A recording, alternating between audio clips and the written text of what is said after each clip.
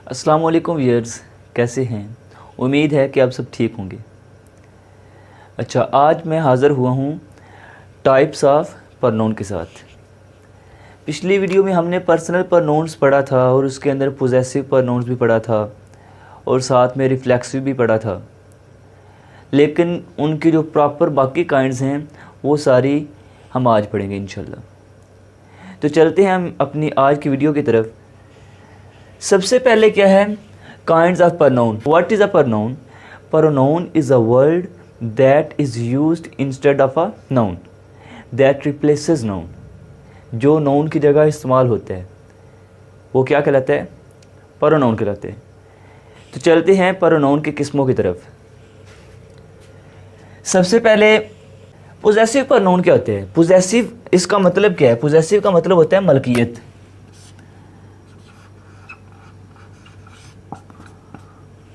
मलकियत, हर वो प्रोनाउन जो मलकियत ज़ाहिर करने के लिए इस्तेमाल होते हैं क्या कहलाता है?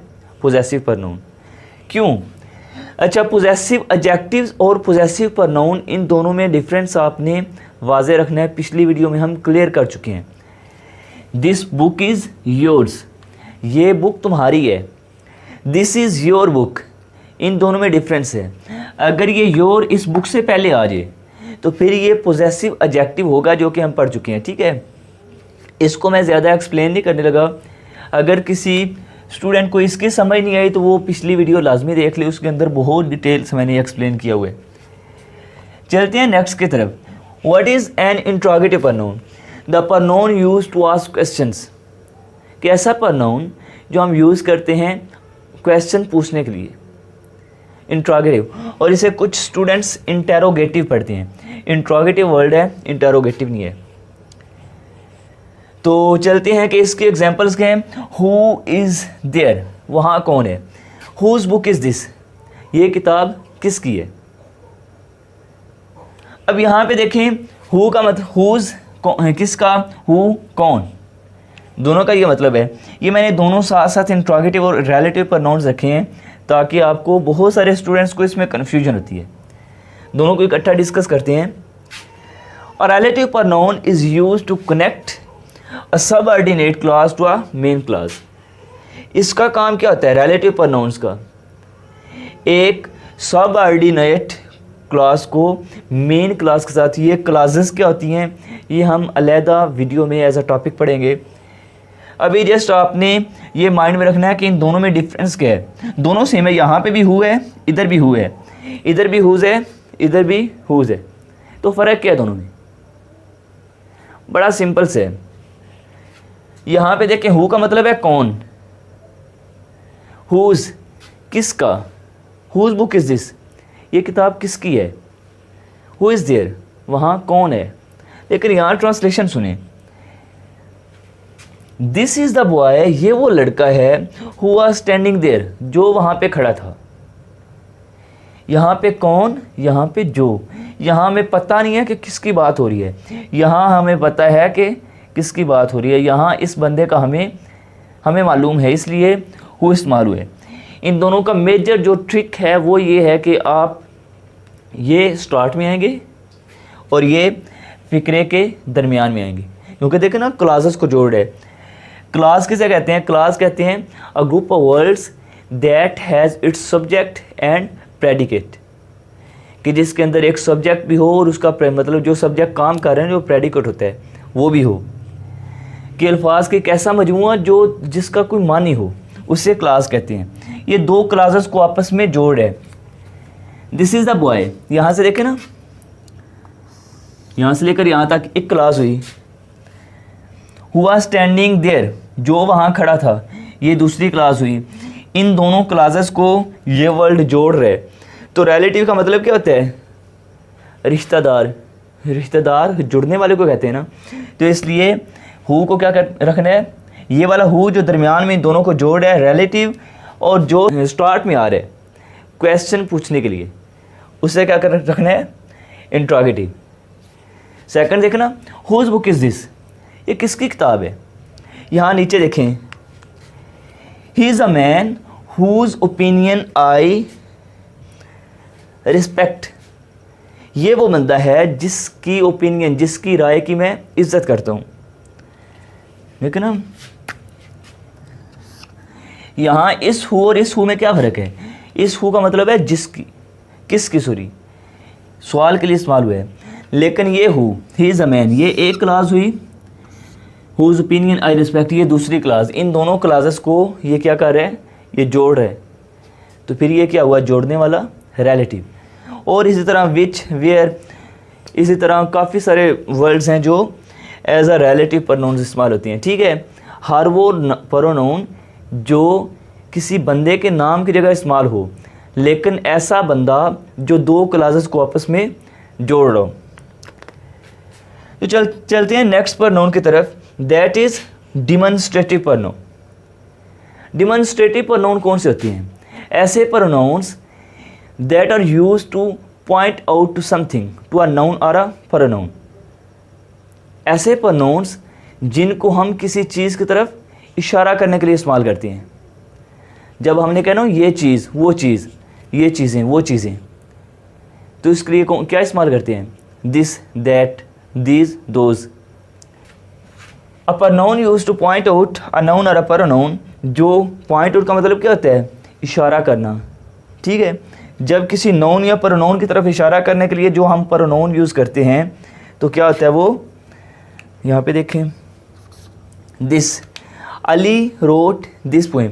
जब हम किसी को बता रहे हैं, मेरे पास एक नज़म है, कोई मुझसे पूछता है या मैं किसी को खुद से बता रहा हूँ कि ये वाली नज़म अली ने लिखी है, जब मैं इशारा करूँगा ना कि ये वाली नज़म, तो ये किसके लिए इस्तेमाल होता है? Demonstrative pronoun. ये के लिए जो वर्ड हम यूज़ करते हैं उसे क्या कहते हैं? डिमॉन्स्ट्रेटिव। और एक और बात माइंड में रखनी है कि ये और वो, जैसे उर्दू में आपको फ़र्क का पता चल रहा है ना, ये नज़दीक की चीज़ हो तो, लेकिन जब कोई चीज़ दूर पड़ी हो तो वो चीज़। इसी तरह इंग्लिश में दिस का भी इस्तेमाल करेंगे जब कुछ सिंगल चीज़ हो लेकिन नज़दीक पड़ी हो। यहाँ पे देखें ना, पोएम मेरे हाथ में थी और सिंगुलर थी तो दिस इस्तेमाल किया है। दोज बुक्स आर गुड, मैं किसी को दूर की चीज़, दूर किताबें पढ़ी हैं, मैं उनकी तरफ इशारा करता हूँ, वो वाली किताबें बहुत अच्छी हैं। किताबें ज़्यादा हैं, दोज इस्तेमाल हुआ है, और दूर हैं इसलिए दोज इस्तेमाल हुआ है। ठीक है, दिस सिंगुलर के लिए, नज़दीक की चीज़ के लिए, दोज दूर की ज़्यादा चीज़ों के लिए। यहाँ पे देखें ना, ये लिखा हुआ है this, that, this, those. It means, this का मतलब क्या है? ये जब कोई सिर्फ एक सिंगल चीज़ हो, नज़दीक पड़ी हो। दिस, अगर वही चीज़ दूर पड़ी हो, हमने उसकी तरफ उंगली करके वो चीज़। दैट, और अगर ज़्यादा चीज़ें हैं लेकिन नज़दीक हैं, आपके पास हैं, करीब हैं। दीज, लेकिन अगर चीज़ें ज़्यादा हैं और वो आपसे दूर हैं, काफ़ी फासले पे हैं, आपको थोड़ा इस सेंस में बताना पड़ेगा कि वो वाली चीज़ें, तो क्या इस्तेमाल करेंगे? दोज इस्तेमाल करेंगे। It's okay. नेक्स्ट है डिस्ट्रीब्यूटिव प्रोनाउंस। डिस्ट्रीब्यूट, जैसे कि नाम से पता चल रहा है, डिस्ट्रीब्यूट का मतलब क्या होता है? डिस्ट्रीब्यूटिव होता है तकसीम करने वाला, डिवाइड करने वाला। A pronoun that refers to one thing और one person at a time. एक ऐसा प्रोनाउन जो एक वक़्त में ज़्यादा चीज़ों में से किसी एक चीज़ को रेफ़र करे। ये नहीं कि सिर्फ एक चीज़, ज़्यादा, मसलन एक दर्जन पेंसिल में से किसी एक पेंसिल का जब आप जिक्र करेंगे तो आप क्या इस्तेमाल करेंगे? Indefinite pronouns. ठीक है, यहाँ पे देखें ना, neither of these rooms is airy. इन कमरों में से कोई भी कमरा हवादार नहीं है। अब यहाँ पे एक इसके ये देखें ना, रूम्स प्लूरल है, लेकिन इसके लिए हेल्पिंग वर्ब क्या इस्तेमाल हुआ है? इज़, सिंगुलर वाला। क्यों? क्योंकि आइदर ऑफ दीज, ये जो सॉरी नाइदर ऑफ दीज, ये जो नाइदर है इसका मतलब होता है कोई भी नहीं है, एक चीज़ की बात हो रही है। बहुत सारे कमरे हैं, उनमें से हर कमरे को अलहदा अलहदा से कह रहे हैं, सबको इकट्ठा नहीं काउंट कर रहा, इसलिए यहाँ पे हेल्पिंग वर्ब भी सिंगुलर वाला इस्तेमाल हुआ है। Neither of these rooms is airy. इन कमरों में से, उसकी उर्दू ट्रांसलेशन भी देखें, इन कमरों में से कोई भी कमरा हवादार नहीं है। एक सिंगुलर है ना, कोई भी कमरा हवादार नहीं है। कमरे हैं ज़्यादा, लेकिन जब आप उनको एक्सप्लेन कर रहे हैं हर कमरे को सिंगुलर ले रहे हैं। Each of us is a good player, हम में से हर एक अच्छा प्लेयर है। अब यहाँ पे देखें ईच ऑफ अस, अब अस क्या है, अस ऑब्जेक्टिव फॉर्म है वी की, इज़ अ गुड प्लेयर, इसके लिए इज़ इस्तेमाल हुए। क्यों? जितने भी मतलब हम दोस्त हैं या जितने कोई हमारा ग्रुप है उसकी बात कर रहा है कि उसमें से हर एक अच्छा प्लेयर है। तो जब बहुत ज़्यादा चीज़ों में से हर चीज़ को अलग-अलग से डिफ़ाइन करना हो या अलग-अलग पॉइंट आउट करना हो तो हम क्या इस्तेमाल करते हैं, डिस्ट्रीब्यूटिव प्रोनाउंस। और एक अब जैसे ये देखिए यहाँ पे ये अस है ना, इंग्लिश ग्रामर के वाले से बहुत सारे स्टूडेंट्स का ये क्वेश्चन होता है कि सर हमें चीज़ें याद हो जाती हैं, अब ये सुन रहे हैं, समझ आ रही है, लेकिन थोड़ी देर बाद भूल जाती हैं या अगले दिन भूल जाती हैं। टेंसेस के हवाले से भी ये प्रॉब्लम आती है। तो उसका बड़ा सिंपल सा सेट है कि जैसे एक प्रोवर्ब है कि practice makes a man perfect, कि किसी भी चीज़ की प्रैक्टिस ही आपको परफेक्ट बना सकती है। अब यहाँ पे ये ईच है, अस है, इज़ है, गुड है, प्लेयर है, यहाँ पे आप डेली वेजेस पे इनको रिपीट कर। अस क्या है, ऑब्जेक्टिव फॉर्म है वी की, जो कि हम पढ़ चुके हैं पर्सनल प्रोनाउंस में। गुड क्या है, गुड एडजेक्टिव है। क्यों? क्योंकि ये प्लेयर नाउन, जो प्लेयर क्या है, नाउन है, इसकी वजाहत कर है। तो डेली वेजेस पे आप जो कुछ पढ़ते हैं उसी में से प्रैक्टिस किया करें, उसी में से खुद पॉइंट आउट किया करें कि यार ये क्या चीज़ होनी चाहिए, ये क्या चीज़ होनी चाहिए, ये एडजेक्टिव है, ये एडवर्ब है, ये प्रेपोजिशन है। इस तरह करके जब आप प्रैक्टिस करेंगे तो इंशाल्लाह आपकी ये जो चीज़ें भूलने वाली आदत है ना, ये कवर हो जाएगी। अच्छा, नेक्स्ट है indefinite pronouns. This pronoun doesn't refer to a particular noun but it is used as general और for unspecified nouns. For example, someone will call me. अब यहाँ पे इन दोनों में फ़र्क क्या है? ये मखसूस के लिए ही है, मखसूस दोस्तों का ग्रुप है, उसी में से किसी की बात कर रहे हैं। लेकिन ये जैसे कि और कोई भी पार्ट ऑफ स्पीच या कोई भी दुनिया की कोई भी चीज़ है ना, वो जब आपने सीखनी हो तो आप उसकी डेफिनेशन और उसकी एग्जाम्पल, उन दोनों को आपस में मैच किया करें। एग्जाम्पल जब उसकी डेफिनेशन पे पूरी उतरी हो ना, तो उससे आपकी चीज़ बहुत ज़्यादा क्लियर होती है। यहाँ पे देखें, समवन विल कॉल मी। अब समवन कौन हो सकता है? तो आप किसी मखसूस बंदे के लिए इस्तेमाल कर सकते हैं? नहीं, किसी मखसूस ग्रुप के लिए, किसी, ये जनरलाइज करने के लिए इस्तेमाल होते हैं। और जनरलाइज का मतलब क्या होता है कि ऐसा लफ्ज़ जो आप किसी भी के लिए, किसी गैर मखसूस के लिए इस्तेमाल कर सकते हो, मखसूस के लिए ना कर सकते हो। अब यहाँ पे देखिए सेकंड एग्जांपल है, everything is possible if you believe. अगर आप यकीन रखें तो कुछ भी नामुमकिन नहीं है, हर चीज़ पॉसिबल है। अब यहाँ पे एवरीथिंग क्या है? ये ऐसा लफ्ज़ है कि आप किसी भी चीज़, इसका मतलब है हर चीज़ मखसूस नहीं है। तो जब आपने किसी मखसूस चीज़ के बारे में बात नहीं करनी, जनरलाइज करना है, तो हर वो लफ्ज़ जो जनरलाइज करने के लिए इस्तेमाल होता है वो क्या होगा? It will be indefinite pronoun. अब यहाँ पे देखें, everybody should participate in competition. हर बंदे को कंपटीशन के अंदर हिस्सा लेना चाहिए। अब हर बंदे से मुराद क्या है? कोई मखसूस है? नो, ऐसा कुछ भी नहीं है, सिर्फ जनरल कि हर बंदे के लिए। ये ऐसा लफ्ज़ है कि जो किसी भी बंदे के लिए, जब पूरी कम्युनिटी को, पूरी आप ह्यूमन बीइंग्स को कह लें, जब काउंट करना हो तो हम क्या इस्तेमाल करते हैं? एवरीबॉडी। अब यहाँ ये मैंने नीचे नोट लिखा है, और ये जहाँ पे भी नोट लिखे हुए हो ना, इनको बड़े ध्यान से देखना है, क्योंकि इसके अंदर कुछ ऐसी इन्फॉर्मेशन लिखी होती है जो कि बहुत ज़्यादा ज़रूरी है। और वो ज़रूरी तो है, लेकिन लोग उससे पॉइंट आउट करते नहीं हैं। अब यहाँ पे देखें, but sometimes indefinite pronouns are used as indefinite adjectives. कि अक्सर औकात क्या होता है कि जो इंडेफिनिट प्रोनाउंस है ना, वो इंडेफिनिट एडजेक्टिव्स के तौर पे भी इस्तेमाल होते हैं। वो देखने में तो इंडेफिनिट प्रोनाउंस हैं, लेकिन वो प्रोनाउंस का काम नहीं कर रहे होते, वो एडजेक्टिव का काम कर रहे होते हैं। ये मैंने एग्जांपल लिखी है। All the boys were present. सबसे पहले एडजेक्टिव क्या होते हैं? हम अपनी सेकंड वीडियो में पढ़ चुके हैं कि एडजेक्टिव एक ऐसा लफ्ज़, a word that modifies that add meanings to a noun or a pronoun, एक ऐसा लफ्ज़ जो नाउन या प्रोनाउन के मानी में इजाफा करते हैं, क्या कहलाता है? Adjective. All the boys were present. अब ऑल अगर इसके बाद ये नाउन ना आता तो ये इंडेफिनेट प्रोनाउन होना था, क्योंकि ये इस नाउन की जगह इस्तेमाल होना था। लेकिन इसके बाद क्या आ रहा है? नाउन आ रहा है। तो हमने एडजेक्टिव की डेफिनेशन पढ़ी है कि ऐसा लफ्ज़ जिसके जो नाउन या प्रोनाउन की वजाहत करे वो एडजेक्टिव होता है। तो यहाँ ये किसकी वजाहत कर रहे हैं? ये इन बॉयज़ की वजाहत कर रहे हैं कि कितने लड़के, सारे लड़के प्रेजेंट थे। तो ऐसे इंडेफिनेट प्रोनाउंस जिनके बाद दोबारा से नाउन आ जाए वो क्या होंगे? इंडेफिनेट एडजेक्टिव्स होंगे। Some students are hard working. अब यहाँ पे देखें सम स्टूडेंट्स, अब यहाँ पे सम वन है, कोई एक, सम स्टूडेंट्स कुछ तालिब इल्म।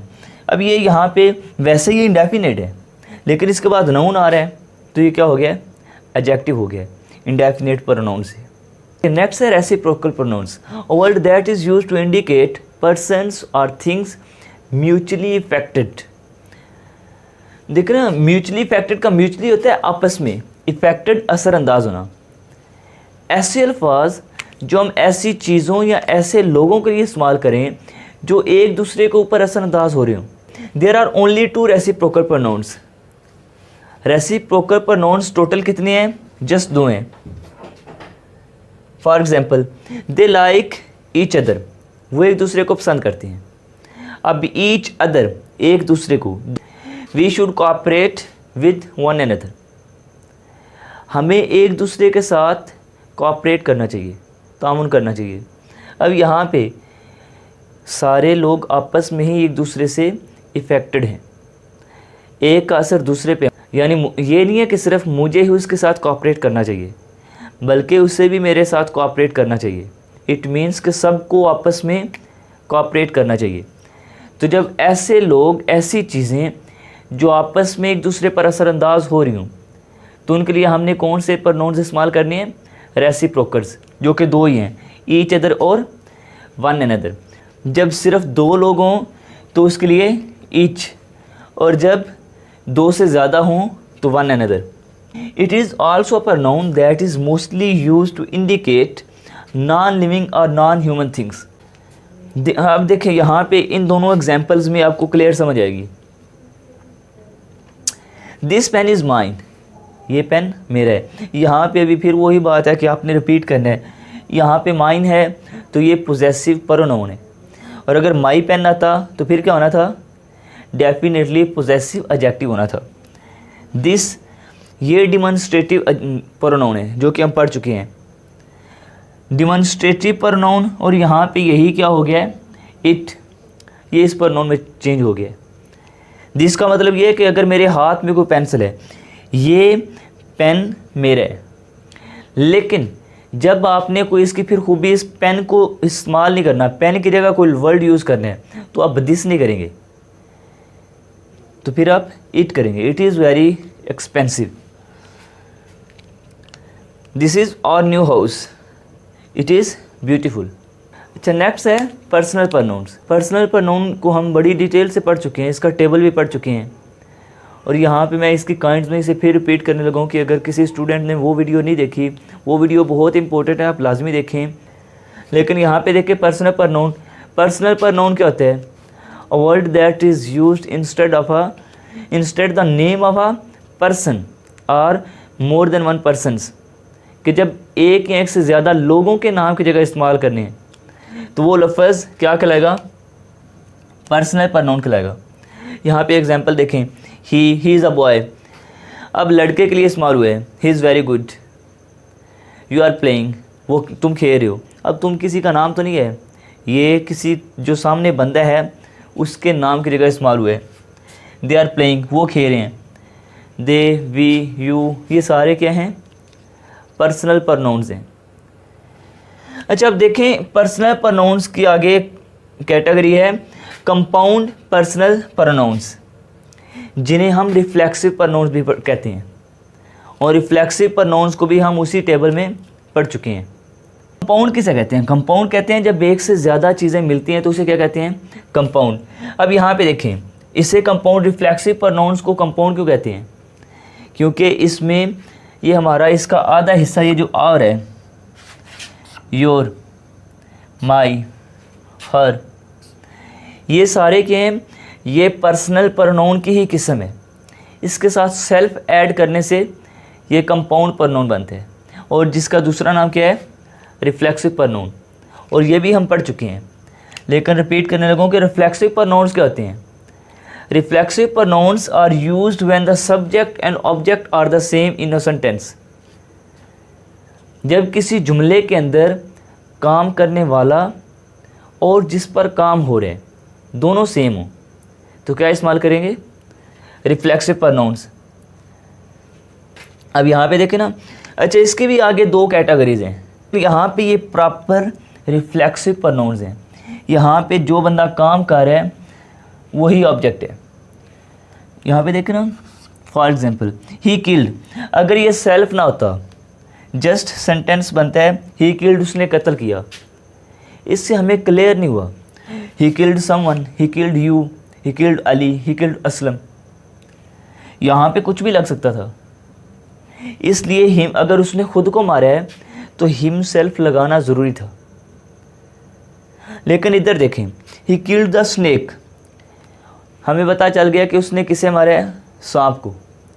हिम सेल्फ ना भी लगाएं तो सेंटेंस हमारा यहाँ तक कंप्लीट है। लेकिन हिम सेल्फ लगाने का मकसद थोड़ा सा उस बात पे जोर देना था कि उसने सांप को खुद मारा है। अब यहाँ पे देखें, यू कैन हेल्प, अगर ये योर सेल्फ ना हो, यहाँ तक सेंटेंस कंप्लीट करें, आप किसी को बोलते हैं यू कैन हेल्प, आप मदद कर सकते हो, उसको शायद पता ना चले कि मैंने किसकी मदद करनी है। वो अली की मदद कर सकता है, असलम की, किसी भी बंदे की मदद कर सकते हैं। तो यहाँ पे इट मीन्स आप उसे नसीहत कर रहे हैं कि तुम अपनी मदद खुद कर सकते हो। लेकिन इधर देखें, यू कैन डू इट, अब यहाँ पे उसी बंदे को आप कह रहे हैं कि यू कैन डू इट, आप ये कर सकते हो। योर सेल्फ लगाना ज़रूरी नहीं था, लेकिन यहाँ पे क्यों लगाया? जस्ट वही एम्फेसाइज करने के लिए, ज़ोर देने के लिए। इसलिए इसे क्या कहते हैं? Emphatic pronouns, reflexive pronouns. I hurted myself, मैंने खुद को ज़ख्मी किया। अब यहाँ पे हर्टेड के बाद अगर माई सेल्फ ना आता तो इसका मतलब था कि मैं, इसके आगे कोई भी और नाउन या प्रोनाउन आ सकता था। इससे इसके अलावा हमें बात क्लियर नहीं थी होनी कि मैंने हर्ट किया, किसे किया है। लेकिन यहाँ पे देखें, I myself close the door, मैंने खुद, यहाँ पे सेकंड फॉर्म कर लेते हैं ताकि क्लोज्ड बन जाए। I myself closed the door, मैंने खुद दरवाज़ा बंद किया। अब यहाँ पे मैंने दरवाज़ा बंद किया है, मैंने जब किया तो खुद ही किया है। माई सेल्फ ना भी लगता तो टेंशन नहीं थी, इसके अलावा जुमला कंप्लीट था, लेकिन ये ज़ोर देने के लिए गया है। इसमें आपको उम्मीद है कि सारे प्रोनाउंस और उसकी काइंड्स की अच्छे तरीके से समझ आ गई होगी। हमने इसमें कुछ काइंड्स को दोबारा से रिपीट किया है ताकि आपकी, जब आप ये वीडियो देखें तो इसमें आपकी प्रोनाउंस की सारी जो सब टाइप्स हैं वो सारी इसमें क्लियर हो जाएं।